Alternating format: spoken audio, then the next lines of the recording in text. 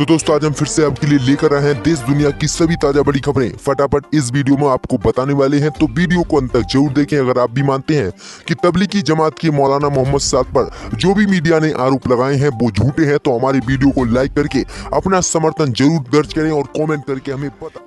इसी बीच आपको अपडेट करा दें कि भारत में कोरोना वायरस के मरीजों की संख्या कितनी पहुंची है। जी हाँ दोस्तों, आपको बता दें कि भारत में कोरोना वायरस के मरीजों की संख्या पहुंच चुकी है 78,003। वहीं 26,235 लोग इस महामारी से भारत में ठीक हो चुके हैं। वहीं 2,549 लोग ने इस महामारी से भारत में अपनी जान दे दी है। तो ये आंकड़ा काफी बढ़ता जा रहा है। इसी बीच बढ़ते दोस्तों अगली बड़ी खबर की ओर, तो योगी सरकार पर भड़के असदुद्दीन ओवैसी बोले नहीं छोड़ रहे मुस्लिमों गरीबों के साथ परेशान करने का मौका। जी दोस्तों, आपको बता दें कि AIMIM के प्रमुख और हैदराबाद के सांसद असदुद्दीन ओवैसी ने एक बार फिर से उत्तर प्रदेश की योगी सरकार पर हमला बोला है।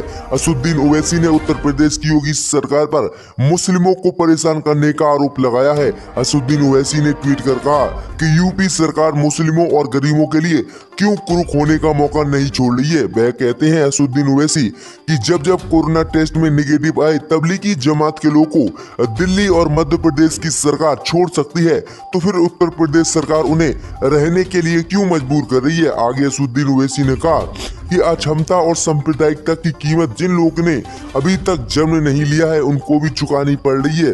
बता दें कि असदुद्दीन ओवैसी ने ये बात उस गर्भवती महिला को ध्यान में रखकर कही है जिसे कोरोना निगेटिव आने के बाद भी योगी सरकार ने अस्थायी जेल में रखा हुआ है क्योंकि वो मुसलमान है। इसलिए असदुद्दीन ओवैसी ने काफी बड़ा हमला योगी आदित्यनाथ पर बोला है और कहा है कि जिन लोगों ने क्वारंटीन का समय सीमा पूरी कर ली है फिर भी योगी सरकार उनको क्वारंटीन सेंटर में रखे हुए हैं जेल की तरह कैद करके। इसी बीच बढ़ते दोस्तों अगली बड़ी खबर की ओर, तो महाराष्ट्र में 31 मई तक के लिए बढ़ाया गया लॉकडाउन, लेकिन दी जाएगी अब ढील। जी दोस्तों, आपको बता दें कि महाराष्ट्र में लॉकडाउन 31 मई तक के लिए बढ़ाया जा सकता है। हालांकि 17 मई के बाद लॉकडाउन में थोड़ी ढील दी जाएगी महाराष्ट्र में। सूत्रों के मुताबिक महाराष्ट्र विकास अखाड़ी के मंत्रियों की CM उद्धव ठाकरे के साथ बैठक में हुई चर्चा के बाद ये फैसला किया गया है। जी दोस्तों, आपको बता दें कि कंटेनमेंट जोन में लॉकडाउन पर सख्ती से अमल किया जाएगा, लेकिन महाराष्ट्र में उद्योगों को चरणबद्ध तरीके से खोला जाएगा और जो कंटेनमेंट जोन नहीं है वहां पर सरकार काफी रियायतें देने वाली है। तो ये काफी बड़ा कदम उठाया है उद्धव ठाकरे यानी महाराष्ट्र सरकार ने कि लॉकडाउन को 31 मई तक बढ़ा दिया है महाराष्ट्र में। इसी बीच बढ़ते दोस्तों अगली बड़ी खबर की ओर, तो दिल्ली हाई कोर्ट पहुंचा जमातियों को क्वारंटीन के नाम पर कैद करने का मामला। कोर्ट सुनाएगा आज बड़ा फैसला। जी दोस्तों, आपको बता दें कि तबलीगी जमात के लोगों की रिहाई को लेकर दिल्ली हाई कोर्ट में एक याचिका दायर की गई थी। याचिका में कहा गया था कि जमात के लोगों को क्वारंटीन के नाम पर 35 दिनों से अधिक समय से क्वारंटीन केंद्रों में बंद किया गया है। इन सभी की रिहाई की मांग इस याचिका में की गई है। कोर्ट याचिका पर आज शुक्रवार को सुनवाई करेगा। वहीं आपको बता दें कि दिल्ली सरकार पर भी कई बार जमातियों को जबरन क्वारंटीन सेंटरों में बंद रखने के आरोप लगाए गए हैं, लेकिन इस पर असदुद्दीन ओवैसी ने भी कई आरोप लगाए थे कि दिल्ली सरकार और अन्य राज्य में और उत्तर प्रदेश में तबलीगी जमात के लोगों को जबरन 35 दिनों से अधिक समय से उन्हें क्वारंटीन सेंटर में जेल की तरह कैद करके रखा गया है, क्योंकि उनका क्वारंटीन सेंटर पूरा हो भी गया है लेकिन सारे लोगों को छोड़ दिया जा रहा है, लेकिन तबलीगी जमात के लोगों को नहीं छोड़ा जा रहा है। और इसी को लेकर अब दिल्ली हाई कोर्ट में याचिका दायर की गई है और मांग की गई कि इन्हें रिहा किया जाए जिसके बाद ये अपने घर पहुंच सके और आज इस पर कोर्ट कोई फैसला देगा।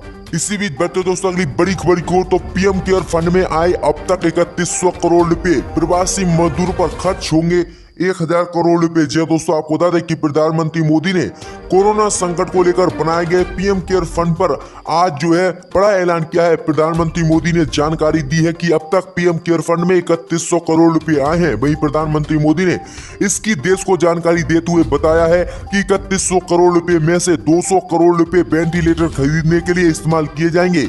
वहीं 1000 करोड़ रुपए का इस्तेमाल प्रवासी मजदूरों की देखभाल के लिए किया जाएगा और 100 करोड़ रुपए वैक्सीन के लिए रिसर्च पर खर्च किए जाएंगे। बता दें कि प्रधानमंत्री मोदी ने कोरोना महामारी की वजह से फैले संकट को देखते हुए पीएम केयर फंड बनाया था और लोगों से अपील की थी कि इसमें दान करें और इसमें अब तक 3100 करोड़ रुपए का दान आ चुका है। इसकी जानकारी आज प्रधानमंत्री मोदी ने पूरे देश को दी है और बताया है कि इस पैसे को इस तरह से देश में खर्च किया जाएगा। तो ये काफी अच्छी खबर है कि प्रधानमंत्री मोदी ने पीएम केयर फंड का हिसाब दिया था, क्योंकि Congress party PM care fund का हिसाब देश की जनता को देने के लिए कह रही थी। तो आज प्रधानमंत्री मोदी ने ये कदम भी उठा दिया है। इसी बीच बढ़ते दोस्तों अगली बड़ी खबर को, तो महाराष्ट्र में एमएलसी चुनाव में उद्धव ठाकरे सहित सभी 9 कैंडिडेट आज चुने गए निर्विरोध। जी दोस्तों, आपको बता दें कि महाराष्ट्र विधान परिषद की 9 सीटों पर प्रत्याशी के नाम वापस लेने की गुरुवार को अंतिम तारीख है, लेकिन इससे पहले ही मुख्यमंत्री उद्धव ठाकरे सहित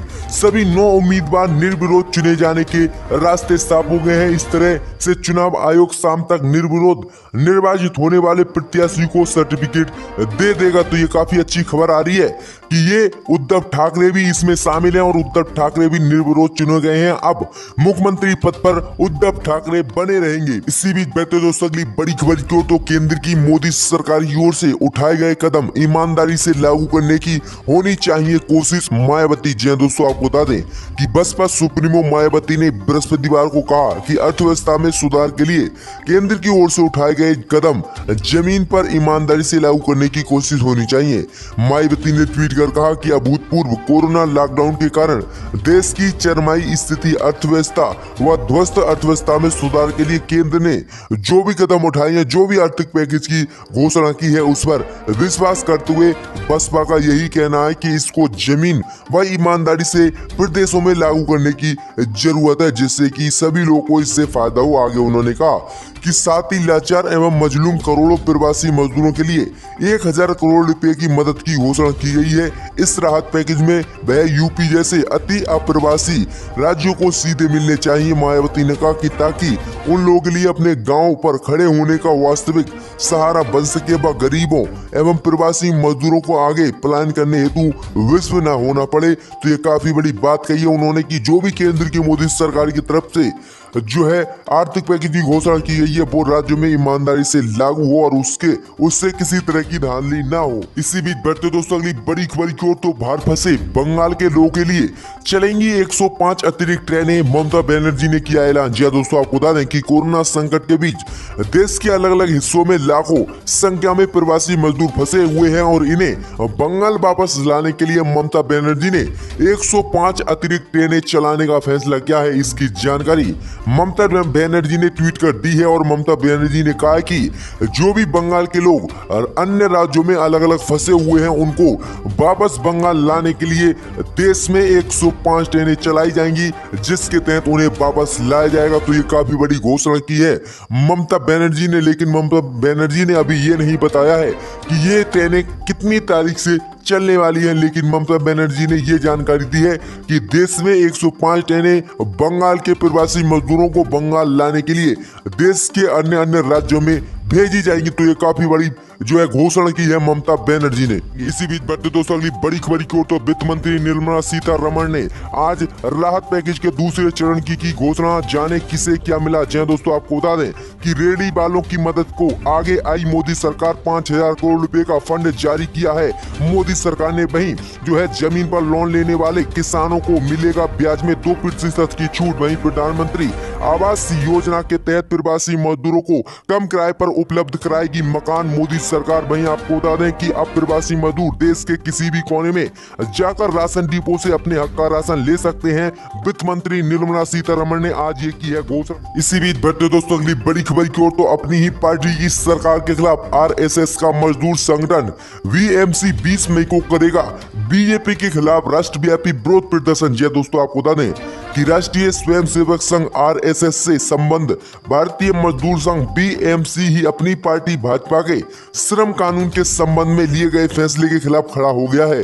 आरएसएस से संबंध भारतीय मजदूर संगठन ने उत्तर प्रदेश, मध्य प्रदेश जैसे भाजपा शासित राज्यों में श्रम कानून का उल्लंघन करने के फैसले को वापस लेने के लिए मोदी सरकार के लिए 20 मई को देशव्यापी विरोध प्रदर्शन करने का ऐलान कर दिया है। बता दें कि देश भर में महामारी के चलते लॉकडाउन लगाया गया है, जिसमें लाखों प्रवासी के रोजगार छीन गए हैं। और इसके बाद राज्य यानी बीजेपी शासित राज्यों ने श्रम कानून में बदलाव किए हैं, जिसका आरएसएस ने विरोध किया है। और आरएसएस ने ऐलान किया है कि 20 मई को मोदी सरकार के खिलाफ राष्ट्रव्यापी विरोध प्रदर्शन करेंगे। तो ये काफी बड़ा झटका है कि अपनी ही पार्टी के खिलाफ खड़ा हो गया है अब आरएसएस। इसी बीच बढ़ते दोस्तों अगली बड़ी खबर की ओर, तो लॉकडाउन में दिल्ली हाईकोर्ट से खट्टर की बीजेपी सरकार को बड़ा झटका, दिल्ली हरियाणा बॉर्डर खोलने का आदेश। जी दोस्तों, आपको बता दें कि भारत में कोरोना संकट को देखते हुए हरियाणा सरकार ने दिल्ली से आने और जाने वालों पर रोक लगा दी थी, जिसके बाद ये मामला दिल्ली हाईकोर्ट में पहुंच गया था। उच्च न्यायालय ने अब गुरुवार को इस मामले पर सुनवाई करते हुए हरियाणा की बीजेपी सरकार को बड़ा झटका दिया है। न्यायालय ने हरियाणा सरकार से कहा है कि वह दिल्ली हरियाणा सीमा को खोले और ई पास रखने वाले लोगों को आवश्यक और गैर जरूरी सामान ले जाने वाले ट्रकों की आवाजाही की अनुमति दे। कोर्ट के आदेश के बाद हरियाणा सरकार ने बॉर्डर पर लगे प्रतिबंध को हटा दिया है। वहीं आपको बता दें, ये काफी बड़ा झटका लगा है हरियाणा की बीजेपी सरकार को। इसी बीच बढ़ते दोस्तों अगली बड़ी खबर की ओर, तो इस्लाम के खिलाफ बोलने के आरोप में यूएई में भारतीयों को 15 साल की सजा। जी दोस्तों, आपको बता दें कि पिछले 10 साल से संयुक्त अरब अमीरात में रह रहे भारतीय अखिलेश पांडे के साथ ये घटना काफी बड़ी हुई है। मैकेनिकल इंजीनियर अखिलेश पांडे को पिछले साल अक्टूबर में इस खाड़ी देश में गिरफ्तार कर लिया गया था। उन्हें 15 वर्ष के लिए जेल भेज दिया गया है और उन पर यूएई यानी संयुक्त अरब अमीरात और वहां के धर्म इस्लाम के खिलाफ बोलने का आरोप लगाया गया है। इसके अलावा अखिलेश पर 500,000 दिरहम यानी करीब 1 करोड़ रुपए का जुर्माना भी लगाया गया है। जी दोस्तों, आपको बता दें कि वो 10 साल से काम कर रहे थे यूएई में, लेकिन उन्होंने मुस्लिमों के खिलाफ यानी इस्लामिया फोबियो के खिलाफ पोस्ट की थी फेसबुक और ट्विटर पर, जिसके बाद वहां की पुलिस ने उनको गिरफ्तार किया और उन्हें इस्लाम के खिलाफ बोलने के आरोप में 15 साल की सजा हो गई है। तो ये काफी बड़ा झटका दिया है यूएई ने। इसी बीच बढ़ते दोस्तों अगली बड़ी खबर की ओर, तो आर्थिक पैकेज पर बोले बीजेपी नेता नितिन गडकरी, हमें खादी और ग्रामोद्योगों पर ज्यादा ध्यान देने की जरूरत है। दोस्तों, आपको बता दें कि केंद्रीय परिवहन मंत्री नितिन गडकरी ने कहा कि हमें खादी और ग्रामो उद्योगों पर ज्यादा ध्यान देने की जरूरत है। सरकार के आर्थिक पैकेज और वित्त मंत्री की ओर से की गई घोषणाओं पर प्रतिक्रिया देते हुए नितिन गडकरी ने कहा कि हमें खादी और ग्रामो उद्योगों को विकसित करने की आवश्यकता है, क्योंकि ये पिछड़े क्षेत्रों में सबसे ज्यादा रोजगार दे रहा है। इसकी वजह से बहुत सारे ऑर्डर गाँव के उद्योगों को खादी उद्योगों को दिए जाएंगे, जिससे कि अधिक रोजगार पैदा होगा। वहीं गडकरी ने कहा कि इस समय हमारे पास ग्रामीण उद्योगों को 88,000 करोड़ का कारोबार है और हमारा लक्ष्य है कि इसे 2 साल के भीतर 5 करोड़ रुपए करने का है। ये खादी उद्योग के लिए भी मददगार होगा। तो ये काफी बड़ा बयान दिया है उन्होंने लघु और कुटीर उद्योग को लेकर। बदतमीजी करेगी तो खास तौर से मेरी इन दोनों कौमी पार्टियों से गुजारिश है